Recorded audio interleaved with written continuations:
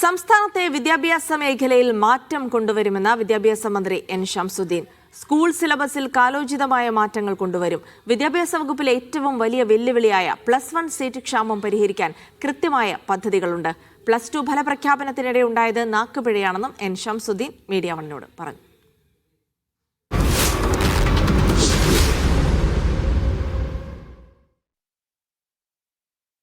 സത്യത്തിൽ സിലബസ് പരിഷ്കരണം 1 മുതൽ 11 വരെയുള്ള ക്ലാസ്സുകളിലേത് കഴിഞ്ഞ തവണ ഇത്തവണയായിട്ട് ഇപ്പോൾ പൂർത്തിയായിട്ടുള്ളൂ. ഇത്തവണ 12ാം ക്ലാസ് കൂടി വന്നാൽ ഒരു ഘട്ടം പൂർത്തിയായി.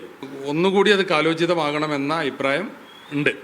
അപ്പോൾ ആ വശം ഞങ്ങളൊരു അക്കാദമിക സമൂഹവുമായി നല്ല ചർച്ച നടത്തിയിട്ട് ആവശ്യമെങ്കിൽ ചില മാറ്റങ്ങൾ വരുത്തും. ഒരു വിദ്യാഭ്യാസ ജില്ലയിൽ എത്ര കുട്ടികൾ SLC പാസ്സാകുന്നുണ്ടോ അത്രയും +1 സീറ്റുകൾ ആ വിദ്യാഭ്യാസ ജില്ലയിൽ ഉണ്ടാവണം.